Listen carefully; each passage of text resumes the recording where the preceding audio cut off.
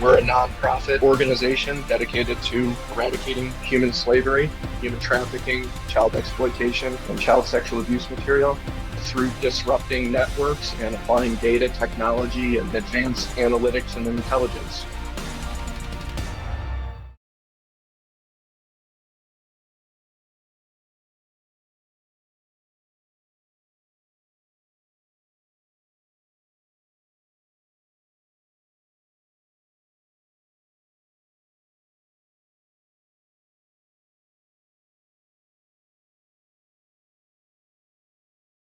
That end up in some of our financial institutions as well as around the world and other areas.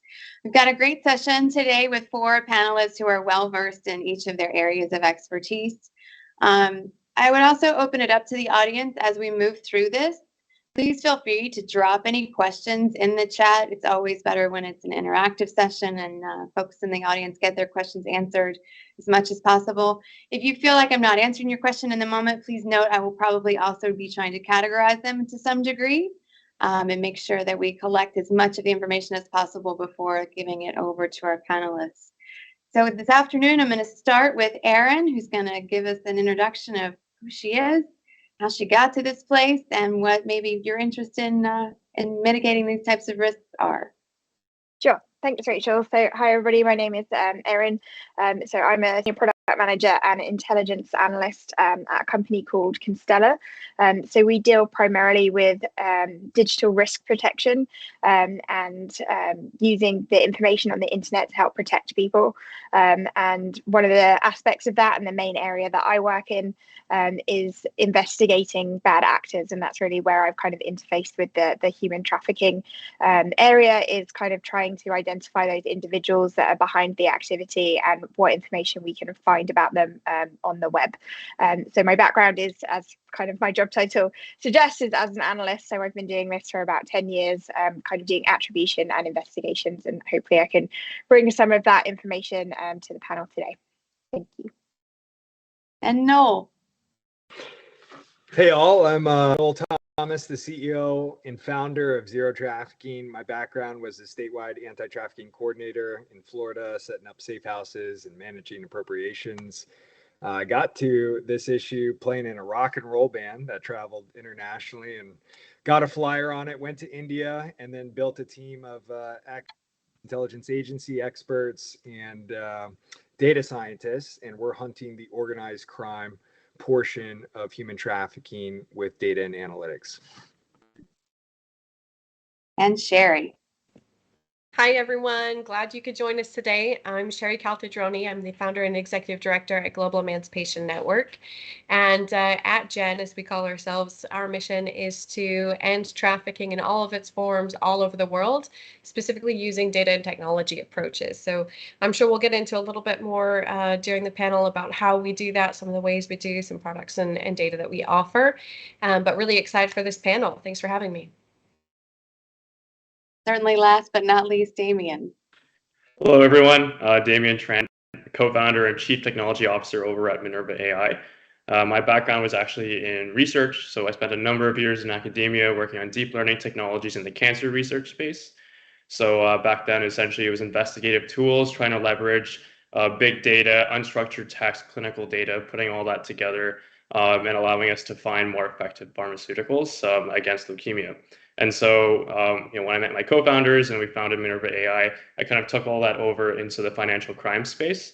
And so we've had a number of opportunities to work with ATII recently and over the past couple of years, kind of in the human trafficking fighting space. And so at Minerva AI, we're working on automated enhanced due diligence technologies. So being able to kind of automate that whole value chain between adverse media, risk, watch list screening, and social media. And so it's great to be here and pretty excited to talk about where we can put these technologies forward.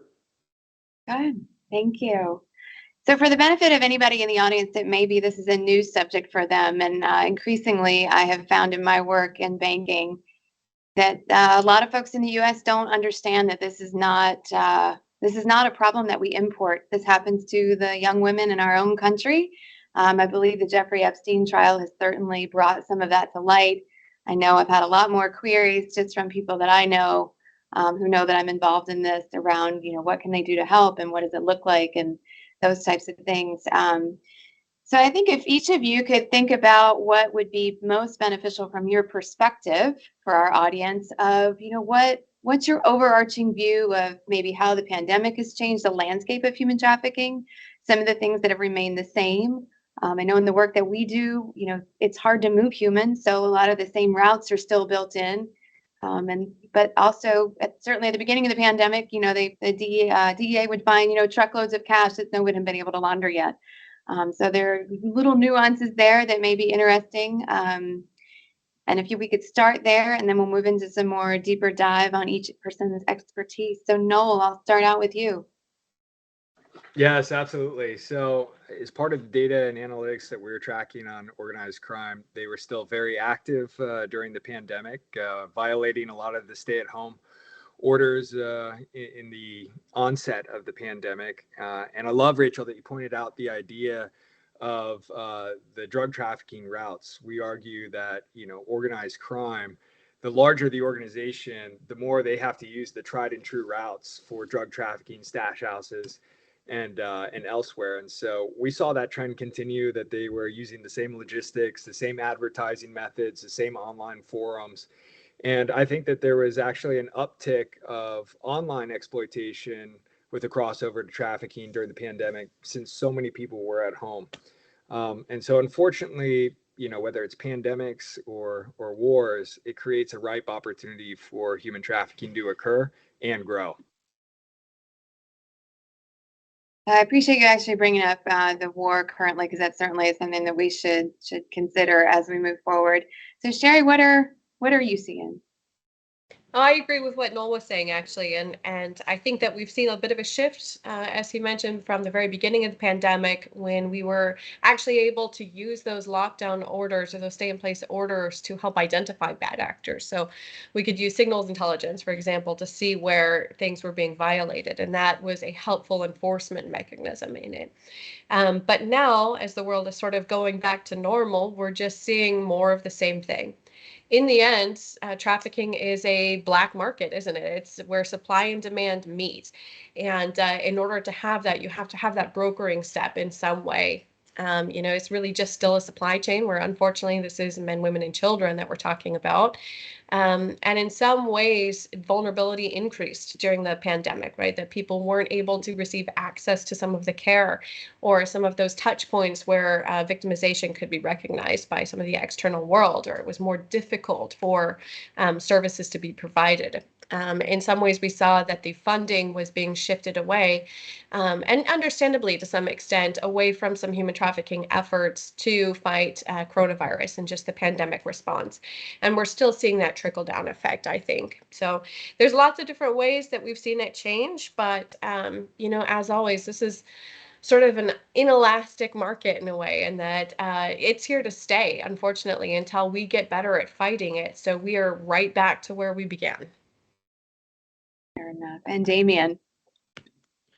Yeah, great points. And really from my perspective at Minerva AI, we've really been interested in trying to follow the money and where that trail goes, because really the money is the lifeblood of organized crime involvement in human trafficking, these larger, sophisticated human trafficking rings. So what we've kind of seen is, especially an uptick in blockchain-related technologies, cryptocurrency. Cryptocurrency's been used to move increasing volumes, especially over the pandemic. Not only has there been an increase in, retail investment in crypto, but that's kind of spurned a whole bunch of infrastructure that's kind of expedited the process of moving money and then converting crypto into traditional currencies. And really that's the end goal, right? It's that kind of the laundering of that money to put it back into the economy where they can affect it. And so we've been kind of interested in trying to figure out, well, how can we tie together the anonymous blockchain wallet hash with the warm body behind that wallet?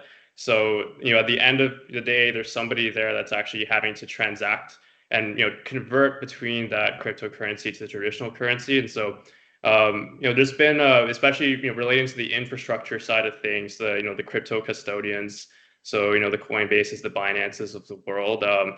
I think that the regulation focus has been kind of on a border security approach, where it's we can look at the border of these custodians' purviews. We can kind of look at where the money is turning over between traditional and crypto, and but yeah, it's kind of outside of that realm. The the MetaMask anonymous wallets, that's kind of been where it's been tricky to trace down that money, because it just kind of goes off of the edge there.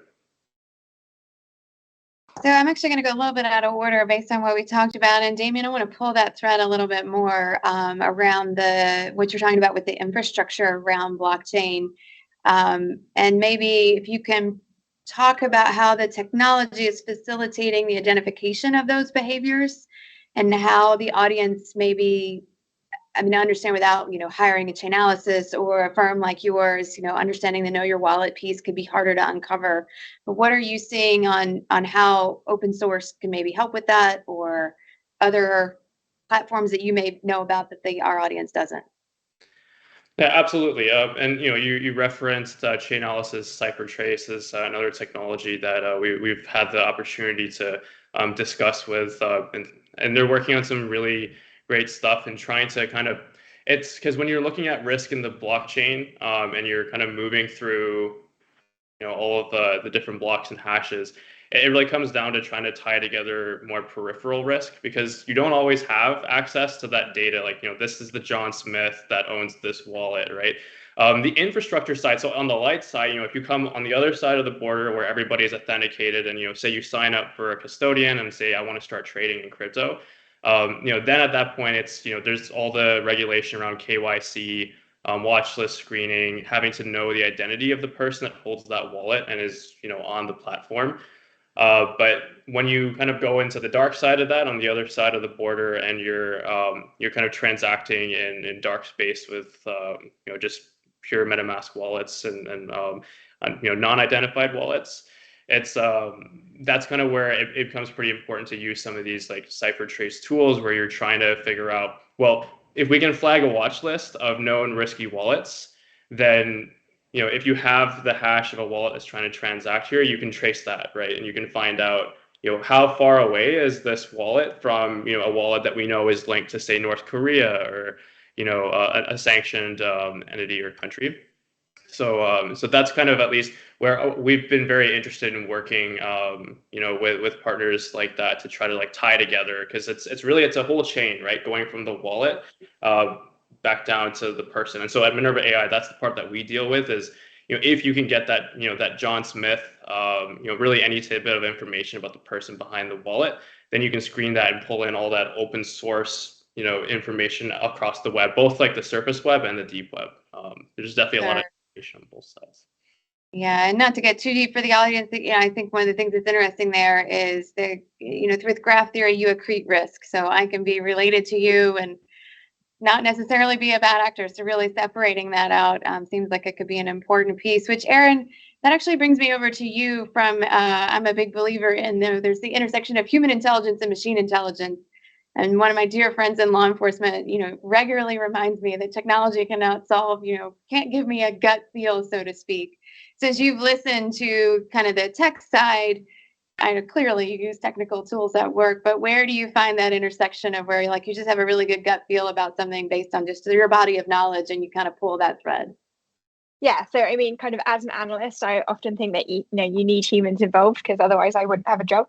So I think it's really important that humans can utilize and analyze the data that's out there. So there are humans behind all of this information and all of the interactions that are happening, and having someone who's there who can kind of spot the patterns and kind of see how things are flowing is really beneficial. And then also, I think just in terms of, I always think, with technology and security, it's usually the people that are the weak link within that.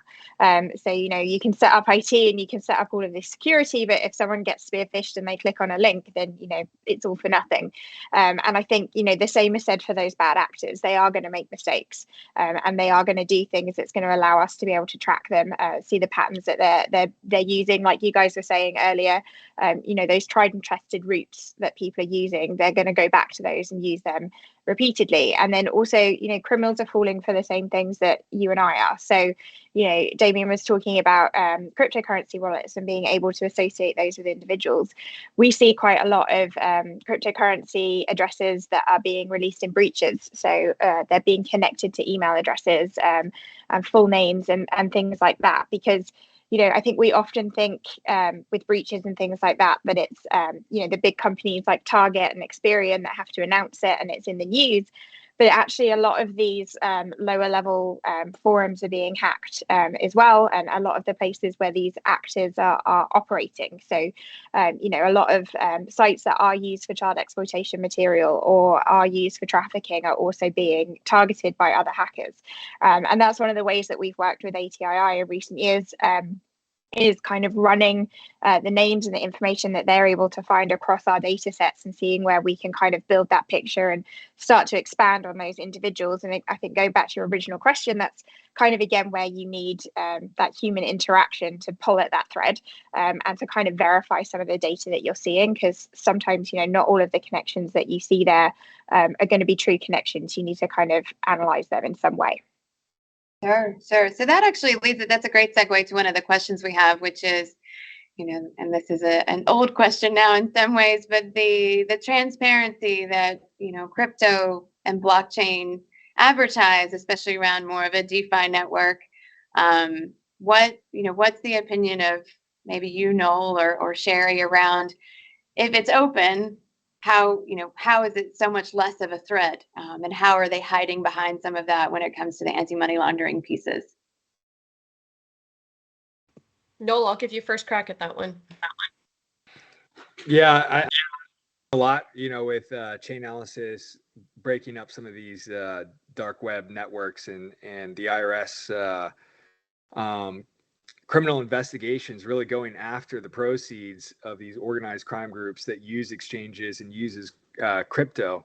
And so I think that there's a lot of tools that are coming out on the market between TRM Labs and CipherTrace and the work that Hades is doing with ATII, that each of these pieces kind of bring a new look into what criminals thought were previously obfuscated and gives an opportunity for wallet tracing, trend analysis, and ultimately seizure of those crypto assets.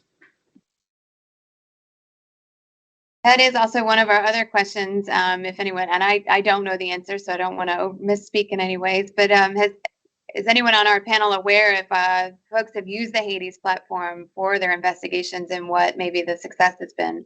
So Erin, you're nodding. So yeah, so we have you.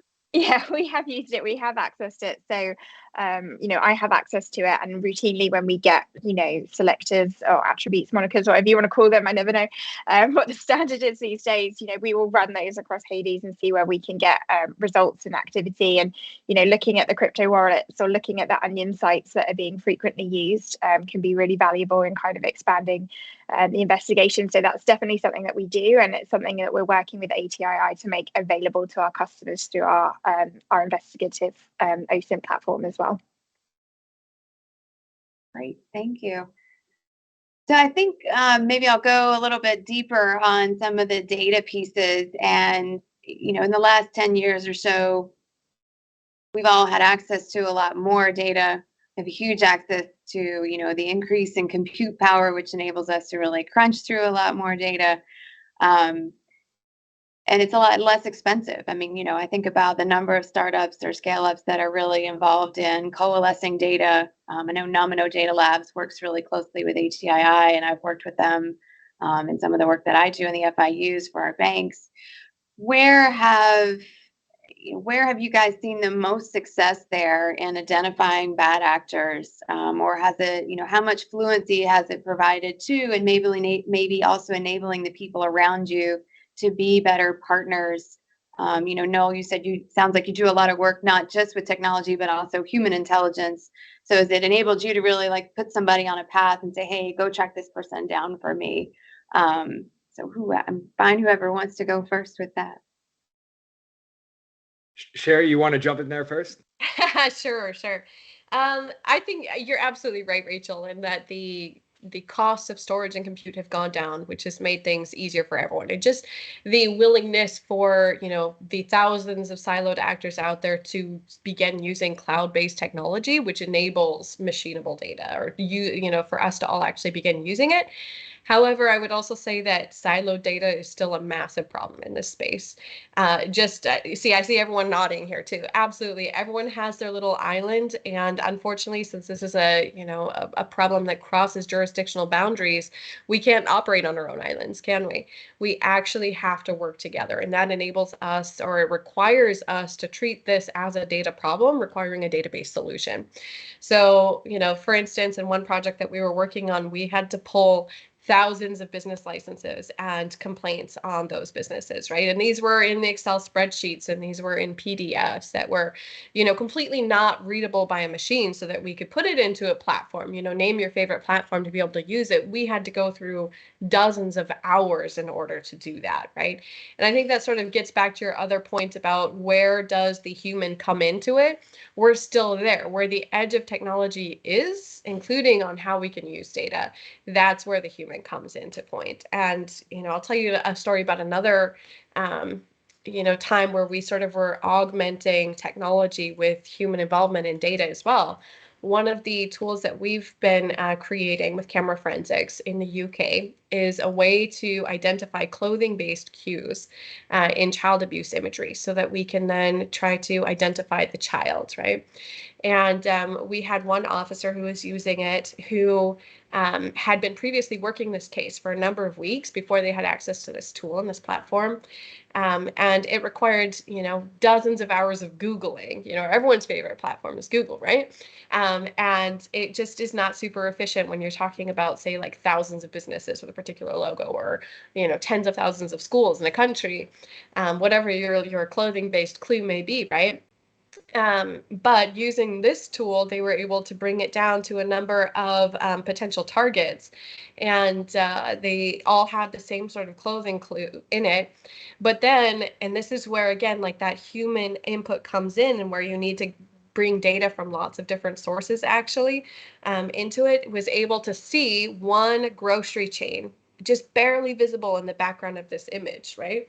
And it became that they were able to just look up a list of where are these grocery stores located, and then bring it together, pair the two together, and that's where the magic happens. So it's lots of different data sources that has to come across on the cheap storage and compute and across platforms that really enables the magic, I think, to help identify bad actors. So that was a really long and sprawling story, but those are my thoughts on it. Thank you. No? Yeah, absolutely. I think there's a theme that's being touched on here, is the importance of analyst plus machine working together. And that is so key to weed out a lot of the false positives that occur in these data sets, and the opportunities to miss threads or make those connections. And so I think it's really encouraging to see so many teams that are working with that mindset, that it requires not only the technical expertise of the analyst working with the data, but a partnership between data companies and those that are providing data, because there's different data sets that everyone has in kind of a unique piece of the puzzle. I think that's the key: collaboration to the future of counter-trafficking efforts, especially when it comes to this data piece, is breaking down those silos and providing more robust, full data sets to the market. And so, Damien, I'm actually going to turn to you and totally put you on the spot. I think you're going to absolutely be able to answer this. I was thinking while Noel and Sherry were talking, and Aaron, I'd be interested to see what you think about this in a moment. One of the places where there's a lot of work being done that I think is really cool is the virtual machine. So where you overlay all the machine learning onto a process, and it starts to percolate up, different anomalies or things that aren't maybe right. So based on what you know from your research and some of the AI and machine learning, do you feel like this is a place where that type of technology could be overlaid on a thread or on a process? Everyone is pretty much in agreement that a lot of the routes that we're using are somewhat the same. So there should be anomalies that pop up that are different. To really hone in on some of what Sherry's talking about of, hey, how can I learn these different things and then reduce time again? Because obviously when humans human beings' lives are in danger, time is really of the essence. So that's kind of a big, long-winded question, but I'd love to know what your thoughts are. And then Aaron, I want to see kind of what you're thinking from the investigative side or analyst side. Yeah, absolutely. Happy to answer that. Sherry, I definitely resonate with that story. It's definitely it's one that we've heard like quite a few times with pouring of all this data. There's so much data out there, and how do you actually figure out a way to extract that? And Noel's sentiments about data siloing, and Sherry had touched on that same topic too. It's something that, especially on the machine learning side, it's been something that we've really been trying to investigate. Is how can we unlock new avenues into data extraction on the open web? And open web being above ground and deep web, both of these sources have an immense amount of unstructured information, and so that's kind of where the machine learning that we've been working on and the stuff that I've been working on in my research is really applied. It's using tools like named entity recognition, where you can apply deep learning models to try to extract the connections between individuals, entities, dates of birth, occupations, all this really rich information from it, and it's all there, right, in the articles. Like if you were to search, an individual or an organization in Google, you're going to find a lot of unstructured articles. And so a lot of the manual work that goes into pouring through all of this is saying, okay, well, now I have to sit down, I have to read this article and try to figure out where the key information is. And so if you have to do that for thousands and thousands of individuals, especially with some of these really complex organized crime investigations, it can just be incredibly sprawling. And so for us, we've been able to automate a lot of that using named entity recognition, as well as risk classification. So the named entity recognition is the part where you're pulling out all of those names and the identifying attributes of those names from the articles. Like a lot of news articles will say, John Smith, 52, did this in this state. And so if you can pull out enough of that, you can start building a bit of a knowledge graph. So here's this actor who maybe initially you did not think was really a key player in this ring, and then we find some obscure article from 10 years ago that said that they did this, right? And then so now that kind of becomes a more important avenue of investigation. So it's really been about trying to build larger knowledge graphs using these types of automation, and then of course layering on top of the extraction that kind of more advanced layer of bottling up kind of a bit of the human intuition around risk classification. So when a person reads an article and knows this is related to human trafficking, this is related to narcotics trafficking, and being able to say, okay, so now that we've created this gigantic knowledge graph, let's go and classify the risk associated with all these actors on the graph, and then we can use graph-based analysis to say, okay, we're seeing these individuals are related together and they're co-mentioned in these articles, and there's a high confidence of human trafficking risk in those articles. So, here's a little bit of a cluster that we might want to take a little bit more of a look at and see how they relate. So it's kind of been about layering several different types of machine learning. For us, it's all been deep learning, but there's several different types of machine learning as well that can be useful in different circumstances. But we've had quite a bit of success with that kind of method, and especially with cloud compute. Cheaper cloud compute, you can really deploy much larger models than you ever could and extract more granular data and more accurate risk classification. So it's been something that I've been really excited to track over my research career, and kind of going forward as well, just a number of new technologies that are being built to really help investigators in this space. So Aaron, how have you maybe tell a couple of stories around how you've benefited from some of the expediency of information sometimes, maybe? Yeah, I mean, definitely. I think to Damien's point, and going back to what I said earlier, like I do think you need humans, but also you can't possibly go through all of the data and all of the information that is out there. And as Sherry said, it's very siloed. So you might have one piece of the puzzle, but someone else has the other piece, and there's no kind of real way to put it together. So you certainly do need that technology. And I think, as Damien mentions about link analysis is so important in investigations, of being able to kind of put those pieces together, and it does take time, and it is difficult to do.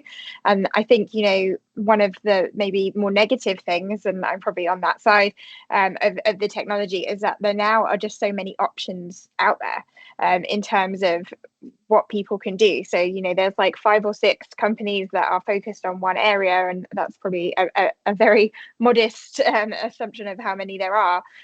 within the kind of, trafficking, threat intelligence, cyber intelligence realm. And it can be really difficult to identify which tools are going to work best for you and which ones are utilizing the data. Because at the end of the day, especially if this data is open source, even dark web data that's still open source, everyone can get access to it, but it's how you analyze it and how you put those pieces together and kind of pull that together. And one of the ways that we focused on it at my organization is we very much look at breach data, as I mentioned earlier. So where information is being leaked out there, and we've been able to use that successfully to identify individuals. So we can take their kind of alias, their handle, and through kind of information that's been leaked about them and mistakes that they've made, we're able to get to their true identity. But obviously you can't always do that. It isn't always that easy. I like to, whenever I'm watching television with my boyfriend, I'm always like, you can't investigate things that quick. You don't get people's financials in like 5 seconds. Like, that's not real. It takes a lot of time and it takes a lot of technology.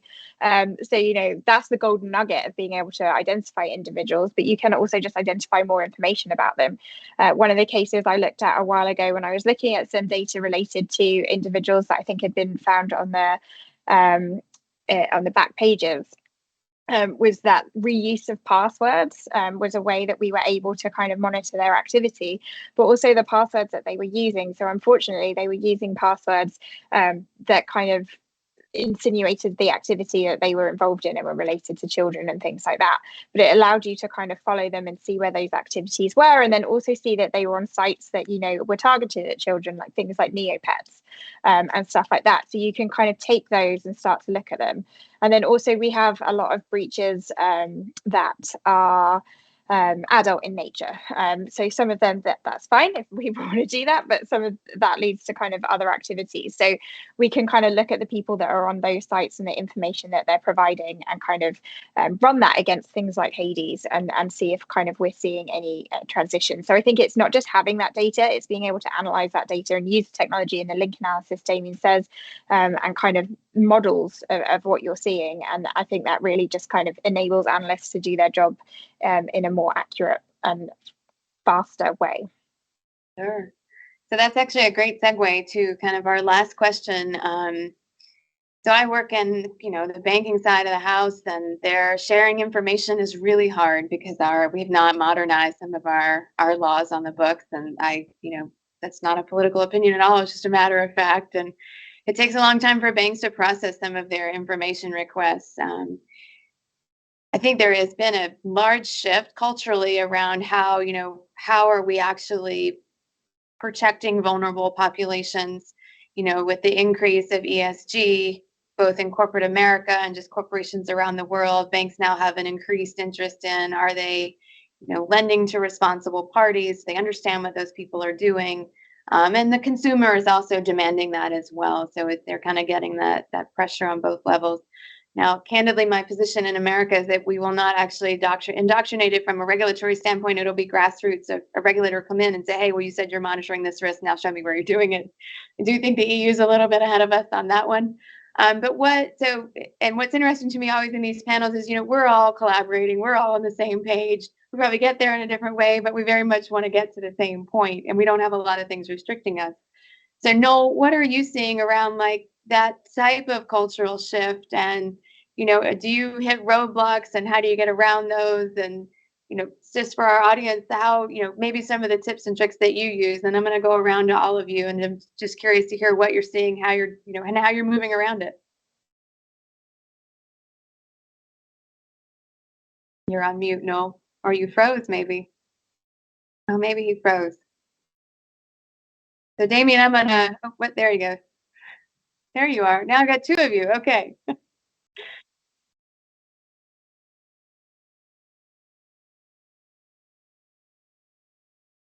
Do you want to go ahead? Knows that I missed it all. No, I'll take a pass on this one.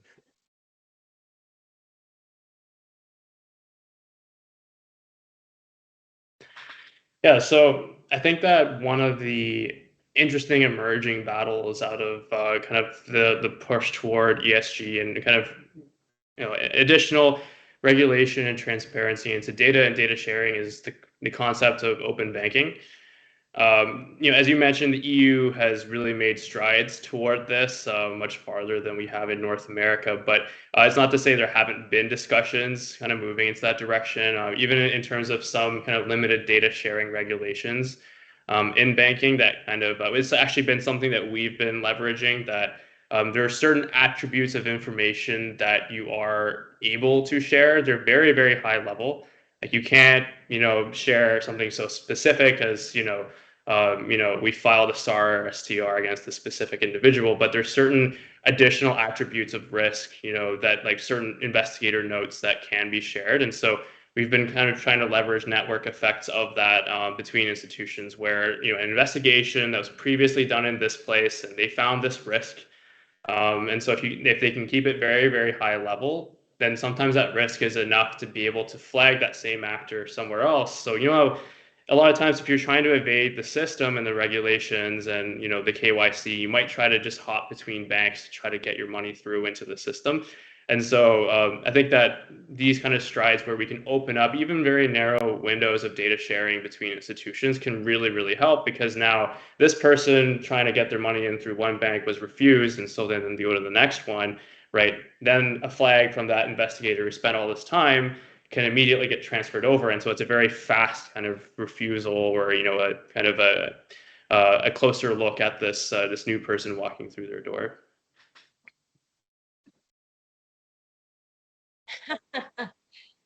Yeah, no, I mean, you're saying some of my favorite words, and I want to, I think, flip back to what you said in your last answer, Damien, actually, and you used my two favorite words, risk classification.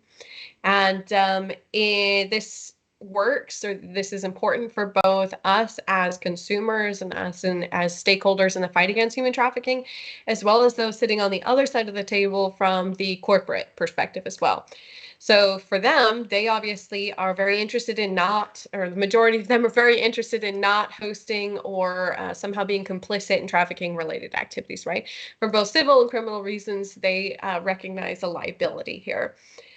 So we're seeing an increase really in risk classification tools, either developed in-house or brought in from some of the counter-trafficking stakeholders around here. However, to your point, I think, Rachel, there is absolutely a legislative brew storm coming.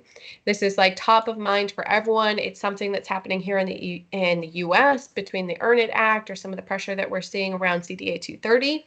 And it's certainly also happening over in the EU. And I think I agree with you, Rachel, that they're a little bit more advanced there between the e-privacy act or directive, and then some of the moves that are happening with GDPR and OSCE's report that just came out. If everyone hasn't seen that, definitely suggest reading that in this intersection of tech and trafficking. So we're seeing that again from that perspective. But then for those of us who are trying to identify bad actors or trying to use technology as well, we're also looking at risk classifiers. We're trying to understand from the outside and bring little pockets of data from here and there, create a smart model to help people triage their workflow. We've talked about that there's way too much data, there's too much trafficking that's already happening, that we only have capacity to look at like the top 10 bad things that are happening today, or this month really. So, these are the things that we're looking at from like an ESG and corporate responsibility. The more that they do their job, and obviously self-policing, self-regulation isn't working, the easier it's making our job on the other side to find those bad actors that still get through. So this is my favorite soapbox, Rachel. Thanks for asking this question. I think all of us could probably wax on this one for quite a while. So I'll pass it to the next person.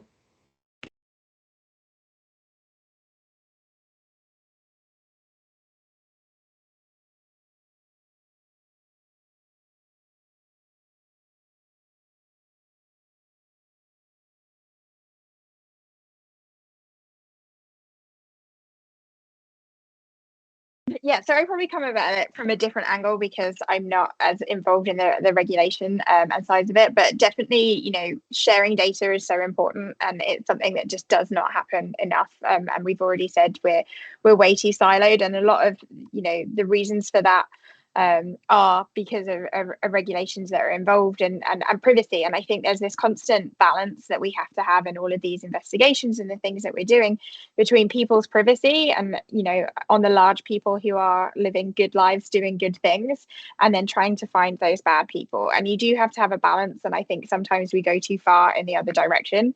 And as someone who is previously from the EU, I'm very aware of kind of like the GDPR issues and the data protection issues that come up. And we basically don't have a customer meeting or an investigation or anything where someone doesn't ask about how we do that and how we protect that. And is it okay that people are viewing the data that we're providing to them?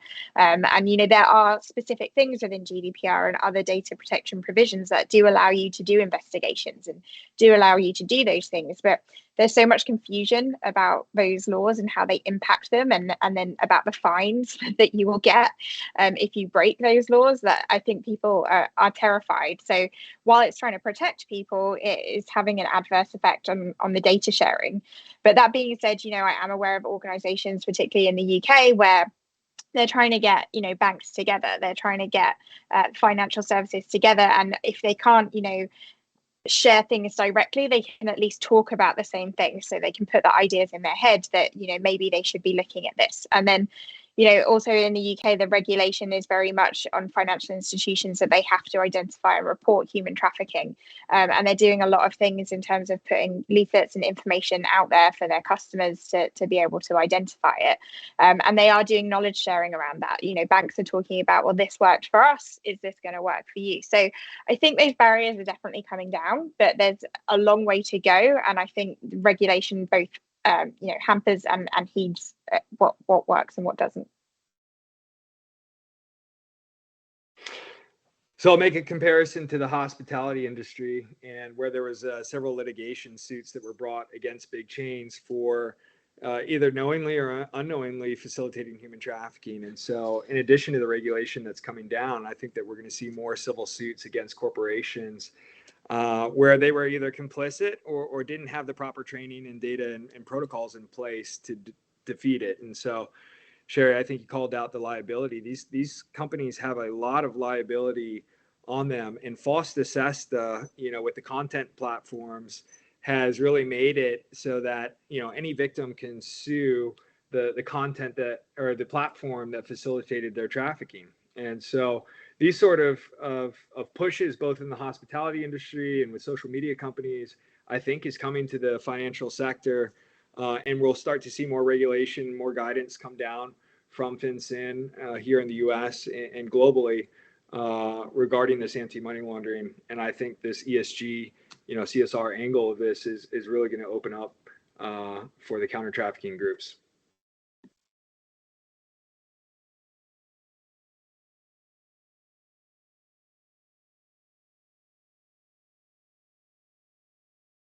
For the pandemic, I started seeing signs in my hotel room, like, articulating all the signs that you see, in the airport today.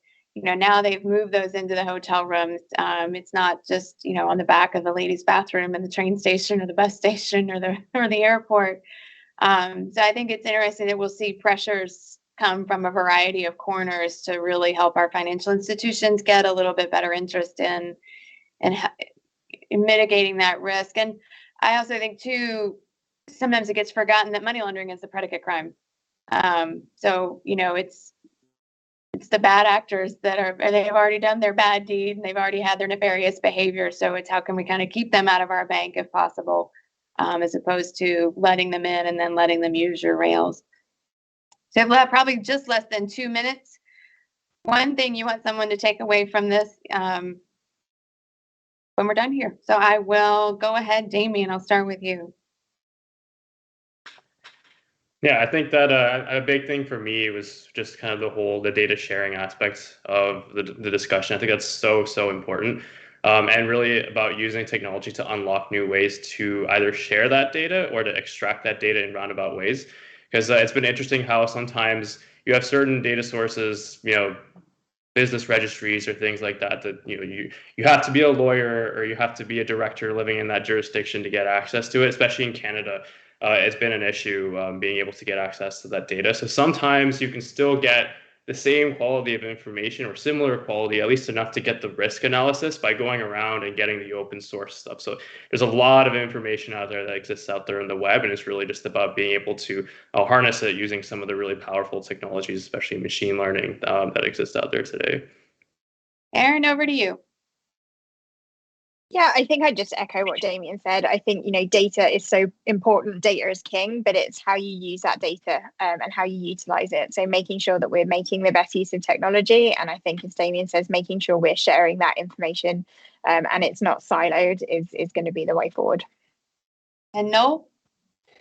I think the importance of that the proceeds of human traffickers is going to fund, ISIS, Sinaloa cartel, these organized crime operation, and it's Crimes Inc. as a whole. And so by following the data, it leads us to following the money better and to create better safeguards against interacting with traffickers from a financial standpoint. And Sherry, I'll have you close this out. There's no pressure there, is there?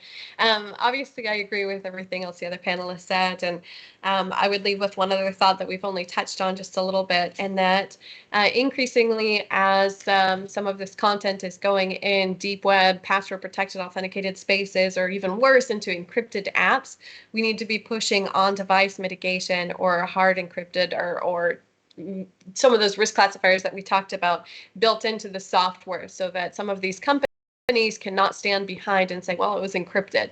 There's nothing I could do about it. So that really touches on a lot of the issues that we have discussed between data accessibility, the role of corporate partners, where the money comes from.